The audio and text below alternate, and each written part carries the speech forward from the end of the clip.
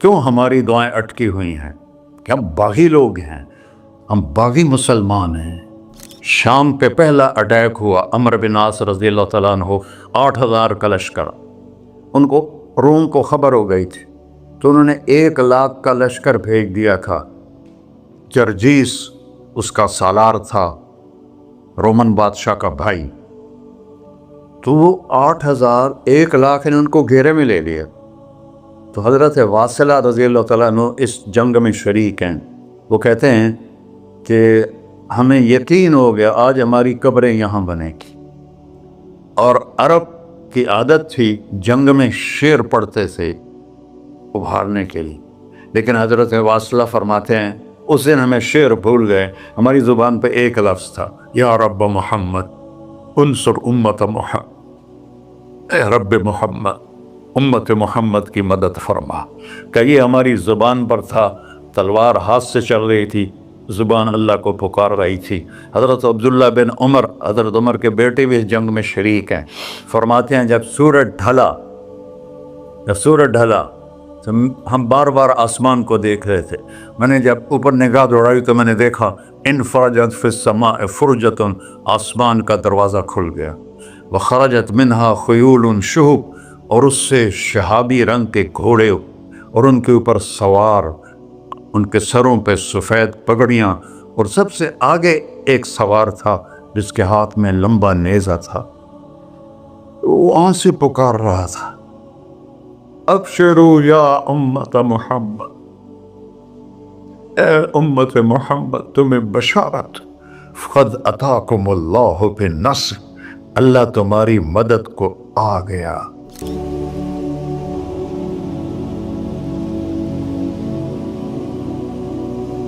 یا ابا سفیان جئتکم بکرامت الدنیا والآخرہ، ابو سفیان دنیا اور آخرت کی عزت چاہیے تو میرے پیچھے چلنا پڑے گا، اس کے علاوہ کوئی راستہ نہیں ہے، کوئی راستہ نہیں ہے، کوئی راستہ نہیں۔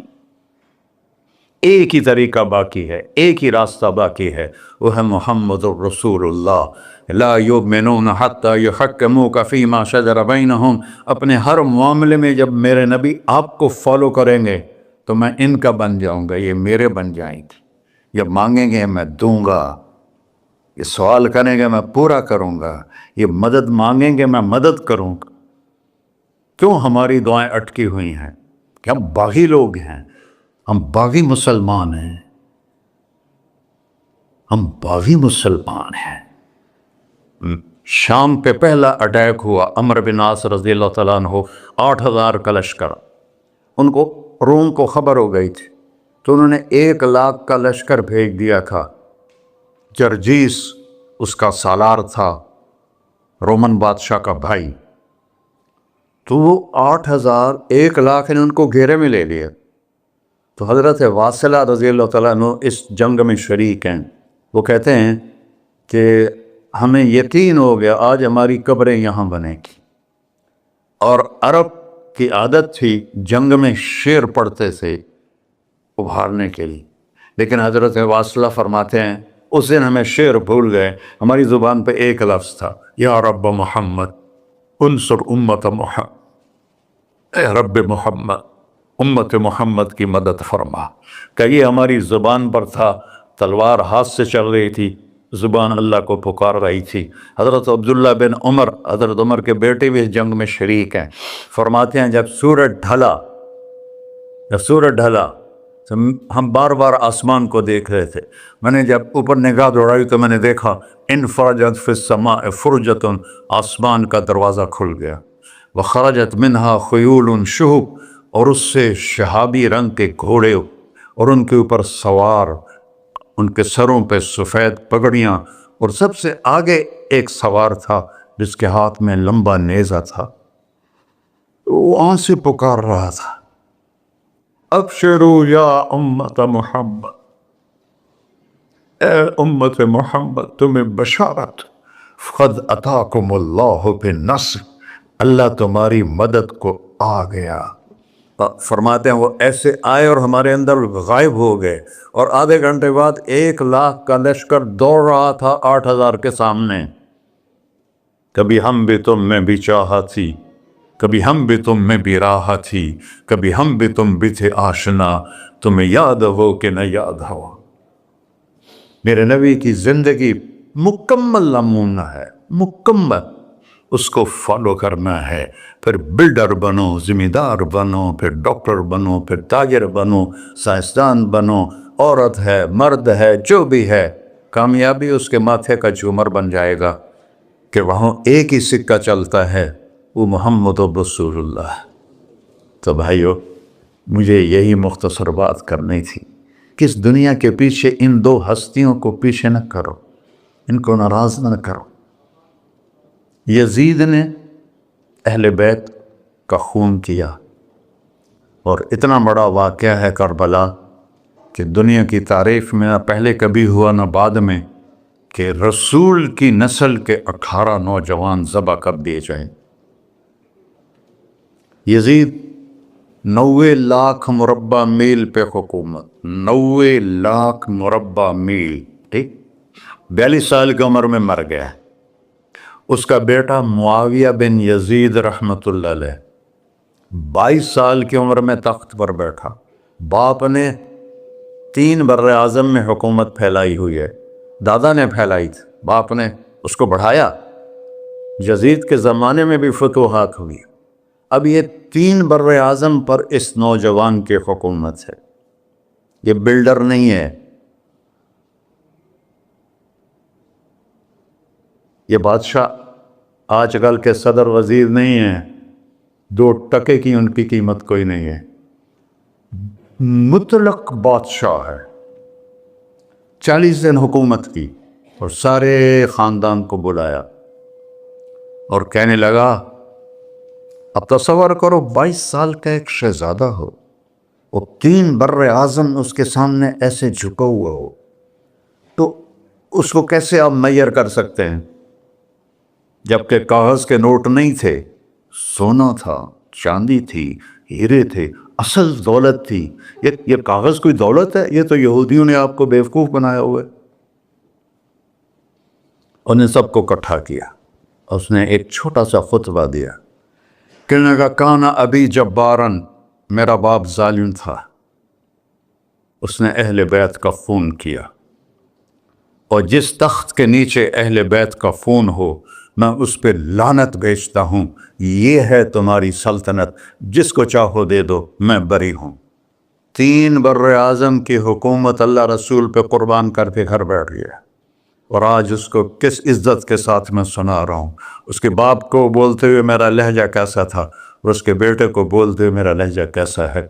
3 بر اعظم کی سلطنت چھوڑ دی کہ اس کے نیچے اہل بیت کا خون ہے، مجھے نہیں چاہیے۔ تو اللہ اور اس کے رسول کو راضی کرنے کے لیے بڑے سے بڑا سودا بھی سستا ہے، بڑے سے بڑا سودا بھی سستا ہے۔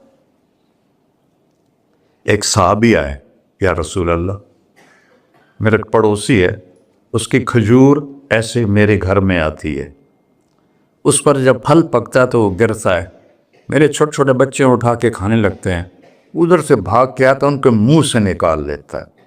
اس کی تو محنت کریں کہ اتنے سخت، وہ منافق تھا، اس کی اتنی سختی نہ کرے۔ تو آپ نے اسے بلایا، کہا بھائی ایک سودا کرتے ہو؟ کہا جی، یہ کھجور مجھے دے دو اور میں جنت میں کھجور دن لے کے دیتا ہوں۔ کہنے لگا، یا رسول اللہ، کوئی اور آپ فرماتے تو میں ضرور حاضر کر دیتا، یہ کھجور تو مجھے میرے بچوں کو بہت پسند ہے، میں تو معافی چاہتا ہوں۔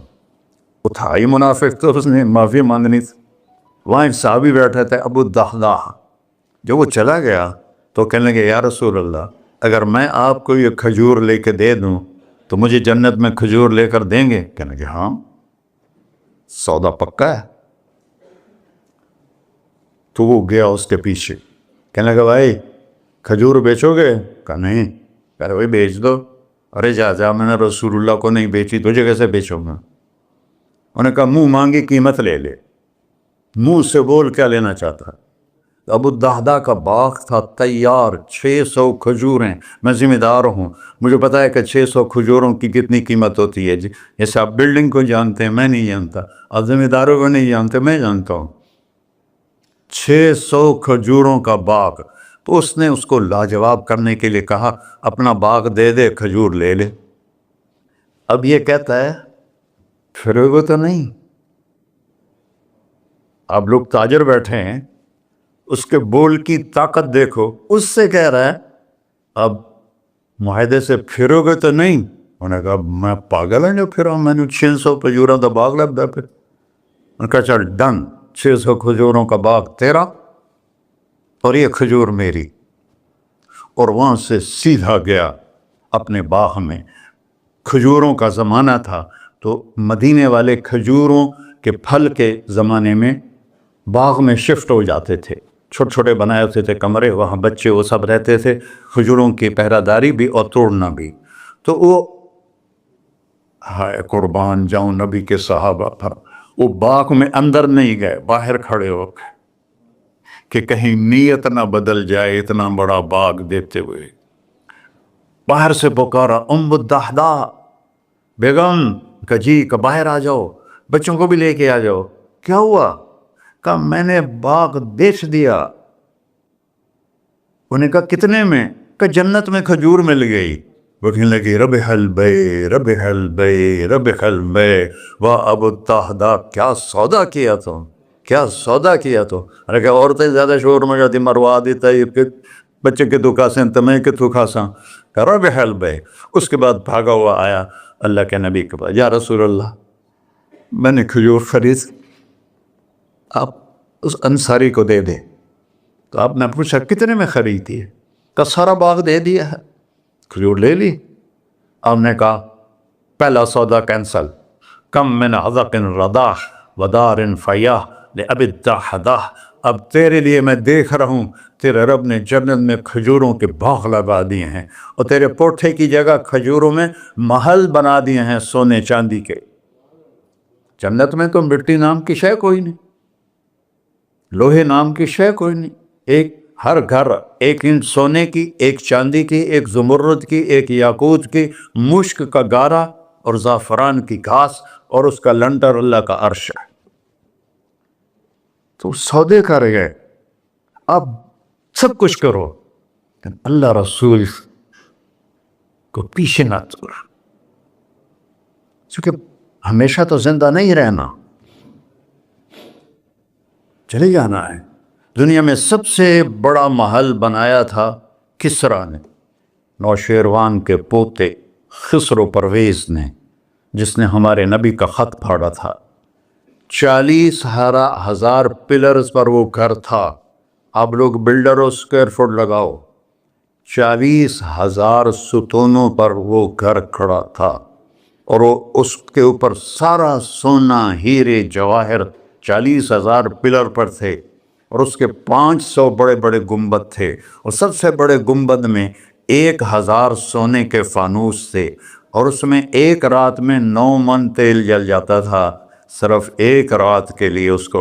اور 3,000 باندیاں تھیں، 6,000 نوکر تھے صفائی کے لیے، 12,000 سپاہی تھے اس کی حفاظت کے لیے، لیکن وہ چند سال بھی نہ رہ سکا کہ پلٹا کھایا حالات نے، اور رومن امپائر کیسر نے آ کر اسے شکست دی۔ نینوا میں ہمارے نبی کے خط پھاڑنے کے بعد آپ نے فرمایا تھا کسریٰ نے اپنا ملک پھاڑ دیا، تو وہ آیا، وہ شکست کھائی کسریٰ نے اور بھاگ گیا، اس نے سارے محل کو آگ لگایا، مٹی کا ڈھیر بنایا۔ اور مسلمانوں میں سب سے بڑا محل بنایا اندلس کے بادشاہ عبد الرحمن نے الثالث نے، 4,316 پلر پر تھا وہ گھر، اور پورے یورپ میں اس کی دھاک تھی، ہر طرف سے ہیرے آ رہے ہیں، موتی آ رہے ہیں، جواہر آ رہے ہیں، پورے پلر پوری چھت سونے سے بنی تھی، اور پورے پلروں پر ہیرے جواہرات تھے، اور باہر ایک بڑا تالاب تھا، کس کا؟ پارے کا، پانی کا نہیں، پارے کا۔ اس میں کیا کرشمہ تھا، اس کو اس اینگل سے انجینئرز نے بنایا تھا کہ سورج کی شعائیں جب پارے پر پڑتی تھیں تو پارا تو ہلتا ہے، کھڑا نہیں رہتا، تو شعائیں ایسے ایسے ڈانس کرتے کرتے کرتے محل پہ پڑتی تھیں، تو لگتا تھا پورا محل رقص کر رہا ہے۔ اب میں وہاں گیا تو ایک کوٹھے کے سوا وہاں کچھ بھی نہیں تھا، وہ بھی کوٹھے کی چھت نیچے گری ہوئی تھی۔ تو آپ لوگوں کو دیکھو، ہمارے نبی پہ قربان جائے، انہوں نے ہمیں کیسی پیاری زندگی دی۔ وضو سے پہلے ایک دعا سکھائی ہمارے نبی نے، ہم 5 دفعہ تو کم از کم کرتے ہیں وضو کہ اللہم اغفر لی ذنبی ووسع لی فی داری وبارک لی فی رزقی، دنیا بھی جوڑ دی آخرت بھی، یار میرے کو معاف فرما، مجھے بڑا گھر دے، مجھے کھلا گھر دے، مجھے کھلا کر دے، اور میرے رزق میں برکت دے۔ کھلا گھر اللہ کی نعمت ہے، آپ لوگوں کو میسر کر رہے ہیں سہولتیں، آپ کو اجر ملے گا اگر اس میں جھوٹ نہ ہو، سود نہ ہو، کھوٹ نہ ہو، ہیرا پھیری نہ ہو، وعدہ خلافی نہ ہو، تو یہی آپ کی جنت کا راستہ ہے۔ تو اللہ رسول سے صلح کر لو بھائیو، بس میری اتنی گزارش۔ اور آخر میں ایک حدیث سناتا ہوں، 10 لاکھ حدیثیں ہیں میرے نبی کی، ایک سناتا ہوں ساری کور ہو جائیں گی۔ ایک تو ہے فرض، نماز نہیں چھوڑنا، روزہ نہیں چھوڑنا، زکوٰۃ نہیں چھوڑنا، حج فرض ہے نہیں چھوڑنا۔ اس کے بعد میرے نبی نے کہا 4 چیزیں مجھ سے لے، 5 میں نہیں کہیں کہ 4 باتیں مجھ سے لے لو، صرف 4 باتیں مجھ سے لے لو، دنیا بھی تمہاری ہے، آخرت بھی تمہاری۔ سبحان اللہ۔ اور اس سے زیادہ کیا آسانی دے میرا نبی، اتنے 100 نفل پڑھو ہوتے، اتنے عمر کرو ہوتے، اتنے حج کرو ہوتے، اتنی تہجد پڑھو ہوتے، تو سارے مر گئے اس سے کہ 4 باتیں لے لو، دنیا میں بھی مزہ رہے گا، آخرت میں۔ پہلی بات کیا ہے؟ صدق و حدیث، ہر معاملے میں سچ بولنا، جھوٹ نہ بول۔ ایک صحابی نے پوچھا یا رسول اللہ، مسلمان بزدل ہو سکتا ہے؟ اب نے کہا کنجوس ہو سکتا ہے؟ اب نے کہا جھوٹ بول سکتا ہے؟ کہ نہیں، جھوٹ نہیں بول سکتا، سچ بولے، سچ کی قیمت ادا کرو۔ حفظ و امانت، کسی کو دھوکہ نہ، چیز کوئی اور ہو، دکھا کوئی اور رہے ہو، میٹیریل کوئی اور ہے، بتا کوئی اور رہے ہو۔ حفظ و امانت، دیانتداری سے کام کرو، کسی کو دھوکہ نہ دو۔ آپ نے فرمایا میں اپنے امتی سے ہر گناہ کی توقع رکھتا ہوں، بشر ہے بیچارہ، لیکن میرا امتی ہے تو 2 نہیں کرے۔ واہ یا رسول اللہ، آپ نے کیا چاہا اور ہم نے کیا کیا کہ 2 کام نہیں کرے گا، ایک جھوٹ کبھی نہیں بولے گا، ایک دھوکہ کبھی نہیں دے گا۔ اور سب ہمارے، میں تو 100 ملک پھرا ہوں، مسلمان جھوٹ اور دھوکے میں پھنسے پڑے، غرق ہوئے پڑے، چاہے عربی ہیں چاہے غیر عربی ہیں، مالدار ہیں فقیر ہیں، اس گندگی میں سب ڈوبے ہوئے ہیں۔ تو صدق و حدیث، سچ بولو، حفظ و امانت، دھوکہ نہیں دیا۔ تیسری کیا ہے؟ حسن و خلیقت، اخلاق اچھے کر، اخلاق اچھے کر۔ اور اخلاق اچھے کرنے کے لیے ایک کام کر لی، اس کو تالا لگا، صرف ایک کام، اس سے کوئی گالی نہ نکلے، جھوٹ نہ نکلے، غیبت نہ نکلے، طنز نہ نکلے، بے عزت نہ کرو۔ عام طور پر ہمارے ماحول میں نوکروں کو بہت ڈانٹ ڈپٹ ہوتی ہے، اس کو قابو میں رکھو۔ سوچو اسی جگہ میں ہوتا نوکر تو میں یہ پسند کرتا۔ اپنے اخلاق کی چابی ہے زبان کا میٹھا بول، اور خاص طور پر والدین کے ساتھ، اور سب سے زیادہ اہم بیوی کے ساتھ۔ میرے نبی نے فرمایا بہترین مسلمان وہ ہے جو بیوی سے اچھا سلوک کرتا ہو، کہ وہ ماں باپ بہن بھائی گھر سہیلی ماحول ثقافت تہذیب سب کچھ چھوڑ کر ایک بول کے ساتھ آپ کے گھر آ جاتی، آپ کے بچے کا 9 مہینے بوجھ اٹھاتی، اس کو دودھ پلاتی، اس کی چھاتیاں لٹک جاتی ہیں، کبھی آپ کے لیے وہ ناشتہ بنا رہی ہے، کبھی کھانا بنا رہی ہے، کبھی آپ کے کپڑے کا خیال کر رہی ہے، اور آپ ایک چھوٹی سی بات پر اس کی عزت اتار کے پھینک دیتے ہیں۔ تو میرے نبی نے فرمایا سب سے بہترین مسلمان وہ ہے جو بیوی کے ساتھ حسن سلوک کرتا ہو۔ پھر آپ نے کہا اور میرا سلوک اپنی بیویوں سے سب سے زیادہ اچھا ہے۔ اظہار محبت کرو، ماں سے باپ سے اولاد سے بیوی سے، اظہار بہت ضروری۔ یہ پریزنٹیشن اظہار ہی تو تھا، یہ اظہار نہ ہو تو پتہ کیسے چلے؟ اپنے ماں کے پاؤں چومو، باپ کا ماتھا چومو، ان کے آگے نوکر بن کے کھڑے ہو، بیوی سے کہو مجھے تم سے بہت پیار ہے، وہ اچھا کپڑا پہنے تعریف کرو، اچھا کھانا بنائے تعریف کرو۔ انسان بھوکا ہے اس چیز کا میرے نبی سے بڑھ کر کوئی ہو سکتا ہے؟ آپ حضرت عائشہ سے فرما رہے ہیں، چونکہ حضرت عائشہ کماری بھی تھی، چھوٹی بھی تھی. حضرت عائشہ جس نے اللہ کو دیکھا ہو اس کے لیے عورت کوئی چیز نہیں ہے. ایک حدیث سناتا ہوں، مالی فی النساء من رغبہ، مجھے عورتوں کی کوئی رغبت نہیں. اللہ کو دیکھنے کے بعد کس چیز کی رغبت؟ ہم نے کہا عائشہ انہ لیہون علی الموت ان اریتک زوجتی فی الجنہ. عائشہ جب سے مجھے پتہ چلا ہے نا تو جنت میں میری بیوی ہے تو مجھے تو موت ہی اچھی لگنے لگ گئی. یہ اظہار محبت ہمیں سکھایا اپنے بچوں کے ساتھ بھی. میرے بچے بڑے ہو گئے لیکن میں نے ایشل گلے لگاتا ہوں جیسے یہ چھوٹے بچے، کہ یہ محبت ٹرانسفر ہوتی ہے، ہم اظہار نہیں کر سکتے. اور بچوں پر اپنی رائے مسلط نہ کہو کہ وہ بڑے ہو جائیں تو شریعت نے ان کو حق دیا ہے، اس سے آپ کا گھر خوبصورت بن جائے گا. یہ میرے نبی کی پیاری زندگی کے چند صفحات میں نے آپ کے سامنے پیش کیے ہیں.